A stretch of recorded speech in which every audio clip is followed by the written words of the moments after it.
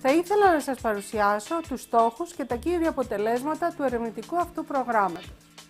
Το πρόγραμμα αυτό ξεκίνησε τον Ιανουάριο του 2007 και διαρκεί 4 χρόνια. Η ερευνητική κοινοπραξία του προγράμματος αποτελείται από 22 εταίρους, εταιρείες, πανεπιστήμια και ερευνητικά κέντρα, από 10 χώρες μέλη της Ευρωπαϊκής Ένωσης, οι οποίοι εργάζονται από κοινού με στόχο την ανάπτυξη ενός πρωτοποριακού συστήματος δόμησης κατοικιών με χαλίδινο φέροντα οργανισμό και στοιχεία πλήρωσης αμιγώς από ξηρά δόμηση. Το ερευνητικό αυτό πρόγραμμα εστιάζεται στην ανάπτυξη ενός ολοκληρωμένου, ασφαλούς και ευφυούς συστήματος δόμησης, το οποίο θα προσφέρει υψηλή προστασία και ασφάλεια σε περίπτωση σεισμού, φωτιάς, δονήσεων, θορύβου, μέσω της αλληλεπίδρασης της κατασκευής με δομικά στοιχεία και υλικά και με ασύρματες επικοινωνίες. Το κοινό όραμα της ερευνητικής κοινοπραξίας είναι να συνδυάσουμε καινοτομικά υλικά, αισθητήρες και αποσβεστήρες, ασύρματες επικοινωνίες νέας γενιάς με σύγχρονες τεχνικές δόμησης. Ιδιαίτερη σημασία για το πρόγραμμα έχει η αντισεισμική συμπεριφορά όλων των συστημάτων, η οποία διασφαλίζεται με ενεργητικό και παθητικό σχεδιασμό, αλλά και με δοκιμές σε σεισμική τράπεζα. Στα πλαίσια του προγράμματος ISSB σχεδιάστηκε και κατασκευάστηκε μεγάλης κλίμακας κατοικία στο στάνο αμφιλοχείας στις εγκαταστάσεις της εταιρείας Knauf Gypsopia ΑΒΕ, όπου γίνονται μετρήσεις σε βάθος χρόνου, καθώς και πρωτότυπο επιδεικτικό μοντέλο, το οποίο δοκιμάστηκε για αντοχή σε σεισμικές δονήσεις.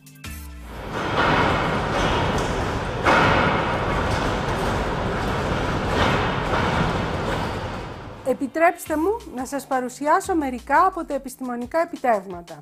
Στα πλαίσια λοιπόν της ερευνητικής προσπάθειας του προγράμματος ISSB, αναπτύχθηκαν υπολογιστικά εργαλεία για βελτιωμένο σχεδιασμό κτηρίων, λαμβάνοντας υπόψη όλες τις παραμέτρους ασφαλείας για ανεμοπιέσεις, σεισμικά φορτία και πυραντοχή.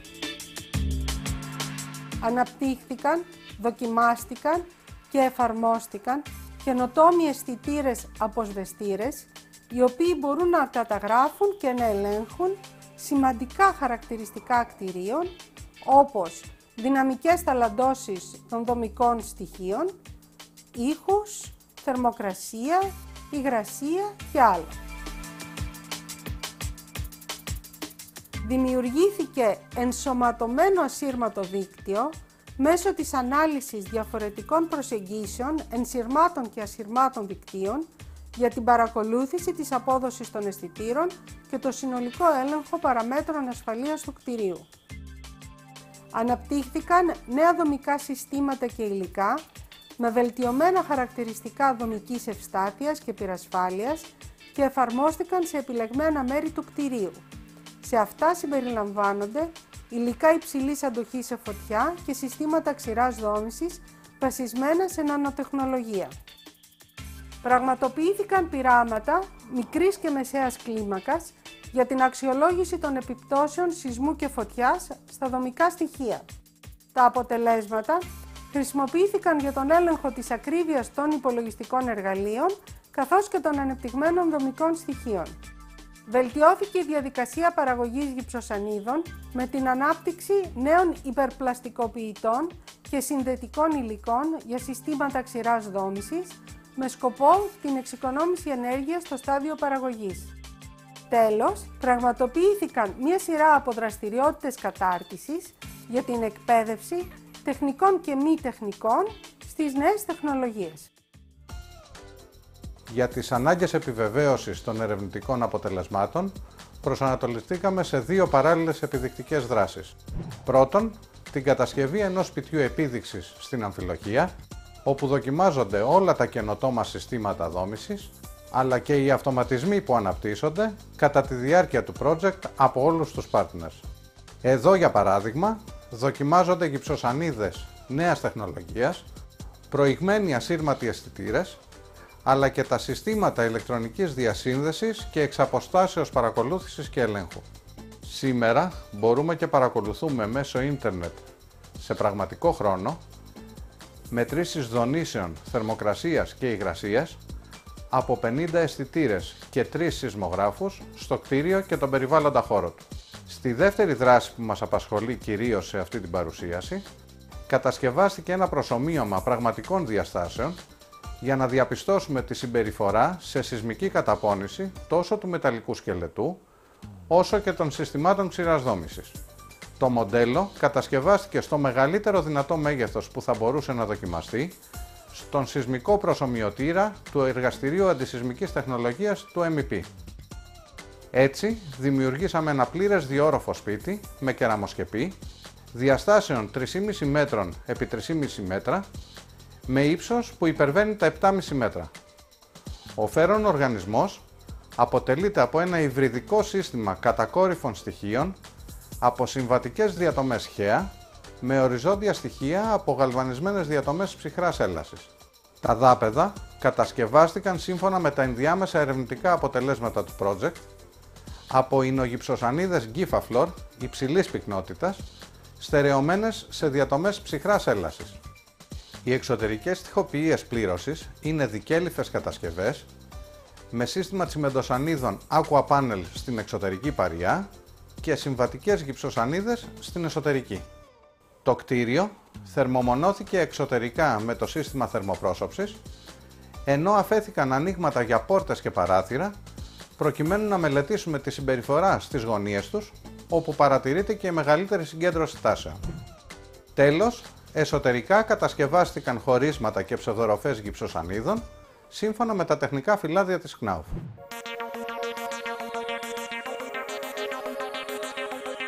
Ο γυμνός μεταλλικός σκελετός, χωρίς διαγώνιες ράβδους στη διεύθυνση ΧΧ στον πρώτο όροφο, με στέγη, με δάπεδα και πρόσθετες μάζες στο πάτωμα του πρώτου ορόφου για την δυναμική προσομοίωση των ωφέλιμων φορτίων, υποβάλλεται κατά τη διεύθυνση ΧΧ σε ημιτονικές διαγέρσεις, σε σάρωση δηλαδή, sine sweep, από 1 Hz έως 32 Hz. Η μέγιστη επιτάχυνση κρατείται πάντοτε σταθερή και ίση προς 2% του G. Η σάρωση αυτή γίνεται πρώτα κατά τη διεύθυνση ΧΧ και αφού αυτή ολοκληρωθεί έπεται η σάρωση κατά τη διεύθυνση ψ και τέλος ακολουθεί η σάρωση ZZ. Κατά τη διεύθυνση ZZ, στον ελόγω διάστημα από 1 έως 32 Hz, δεν βρέθηκε συχνότητα συντονισμού είτε των πατωμάτων είτε της στέγης. Επομένως, οι κατασκευές αυτές έχουν συχνότητα μεγαλύτερη από 32 Hz.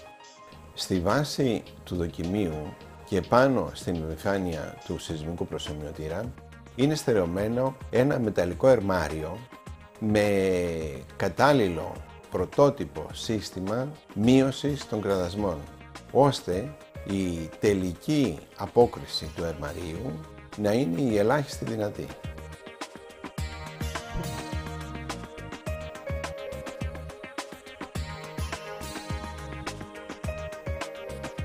Πραγματοποιείται σειρά σεισμικών δοκιμών με μέγιστη επιτάχυνση, η οποία αυξάνεται σε κάθε δοκιμή μέχρι το 100% του σεισμού σχεδιασμού.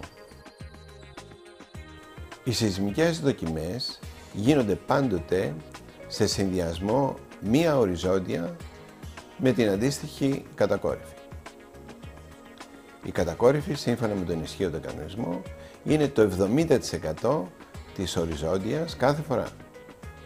Βεβαίως, οι διαγέρσεις τόσο κατά χ όσο κατά ψ όσο και κατά z είναι ασυγχρόνιστες μεταξύ τους.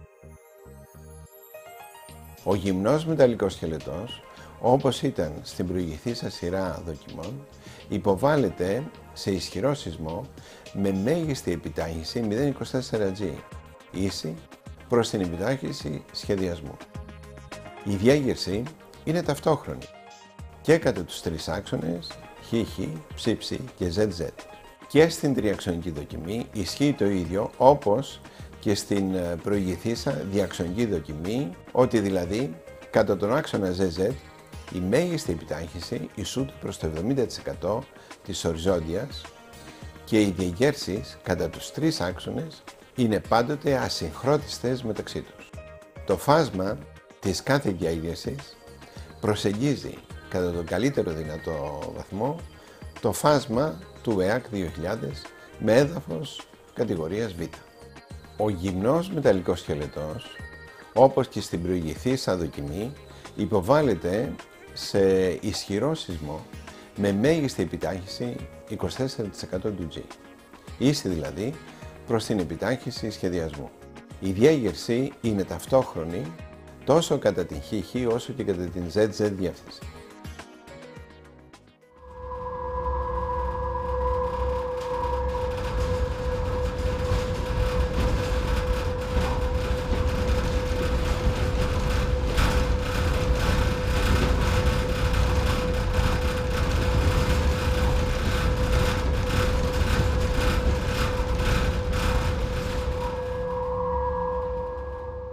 Το πλήρες κτίριο, όπως ήταν στην προηγηθήσα δοκιμή, υποβάλλεται σε ισχυρό σεισμό με μέγιστη επιτάχυνση 24% του G, ίση δηλαδή προς την επιτάχυνση σχεδιασμού.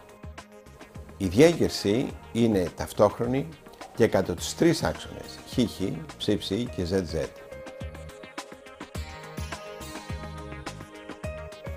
Μετά το πέρας της δοκιμής δεν παρατηρήθηκε οποιαδήποτε ορατή βλάβη τόσο στα φέροντα όσο και στα μη φέροντα στοιχεία.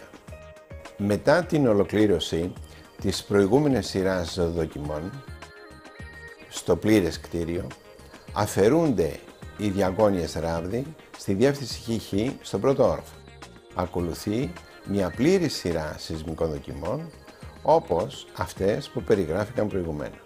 Μετά την ολοκλήρωση των δοκιμών δεν παρατηρήθηκε η οποιαδήποτε βλάβη στο κτίριο.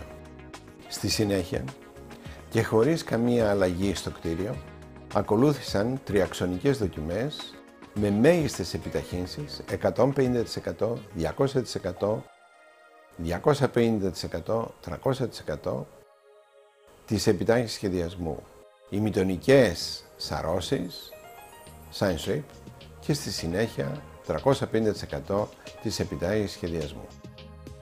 Το πλήρες κτίριο, όπως αυτό ήταν στις προηγηθήσεις δοκιμές, δηλαδή με αφαίρεση των διαγωνίων ράβδων στην διεύθυνση ΧΧ στον πρώτο όροφο, υποβάλλεται σε τριαξονική δοκιμή με μέγιστη επιτάχυνση 400% της επιτάχυνσης σχεδιασμού, δηλαδή με 0,96G κατά ΧΧ και ψ, ενώ κατά τη διεύθυνση ZZ είναι το 70% αυτής.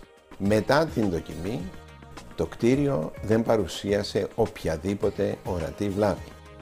Το ίδιο πλήρες κτίριο, μετά την προηγηθήσα δοκιμή, υποβάλλεται σε ημιτονική σάρωση κατά τη διεύθυνση ΧΧ και μετά κατά τη διεύθυνση ψ.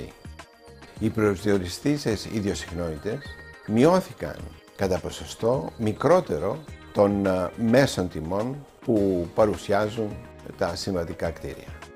Πέραν του ότι δεν υπήρξαν οποιασδήποτε ορατές βλάβες και με τις καταγραφήσεις ιδιοσυχνότητες αποδείχθηκε η πολύ υψηλή σεισμική αντίσταση της κατασκευής. Στη συνέχεια, το πλήρες κτίριο υποβάλλεται σε τριαξονική σεισμική δοκιμή με μέγιστες επιταχύνσεις ίσες προς το 450% της επιτάχυνσης σχεδιασμού, δηλαδή σε 1,08 του G κατά τις δύο οριζόντιες διευθύνσεις ΧΧ και ψ, ενώ κατά την κατακόρυφη διεύθυνση με το 70% αυτής. Και πάλι το δοκίμιο δεν παρουσίασε οποιαδήποτε ορατή βλάβη.